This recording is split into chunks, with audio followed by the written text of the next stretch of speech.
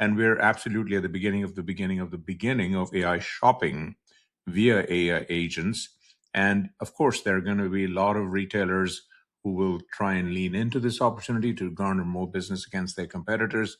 But a lot of them are going to protect their business lines. And we saw this with online retail in the mid 90s. I was I was head of internet research at Goldman and spent a lot of time in the early days of Amazon with Jeff Bezos as he was out there knocking on doors to get music publishers and consumers basically buying CDs in the old days. And the theory by a lot of observers was, hey, this of course people will buy CDs online very fast, and they did, and Amazon saw the growth rates.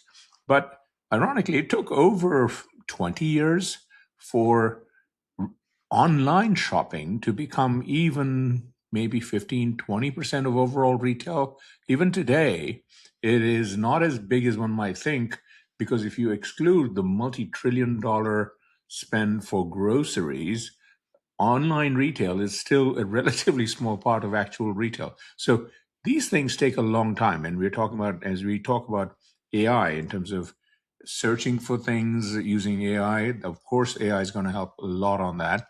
But actually using AI agents to do a lot of shopping, it will happen. And early adopters and early developers and companies are going to have a lot of opportunity to build some interesting things. But this is a slow and steady game that's going to take years. And so let's kind of watch this, but there is a lot of friction ahead in AI shopping with agents. Second take I want to talk about is, again, this is just headwinds and friction for one of the core companies that I've been arguing is going to be really benefiting from AI, and that is Apple. There was some news, again, the Information had a story basically saying that they're sending over 200 of the developers around Siri, which has been a lot in the news for Apple of late, specifically because AI-enabled Siri has been delayed by months. Recently, you see Apple partnered with Google, paying them over $1 billion to use their Gemini with Siri and other parts of Apple's ecosystem of hardware and software. So that's the good news. They also had big management changes, shifting the responsibilities to the head of software, Craig Federighi. And I've written a lot about this as well, specifically post number 1051 on AI-RTZ.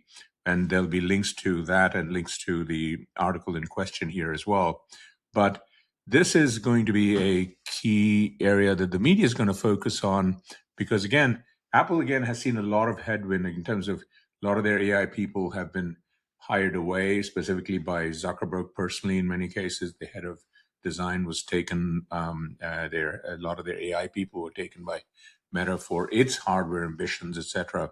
So Apple having to basically send a couple of hundred of their developers on Siri, essentially to boot camp to learn AI or latest AI or whatever, is a headwinds type of story for Apple.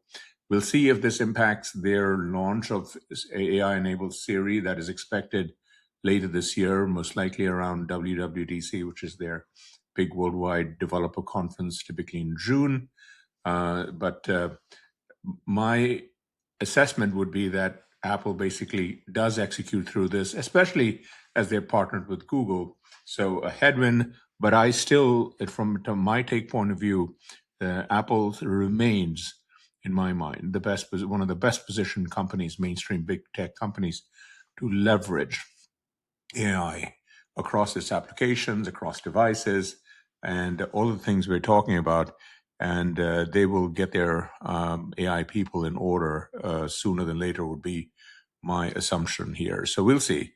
But it will be in the news, and there'll be a lot of this story is catnip for the media, and so we'll see a lot of coverage on this issue going forward.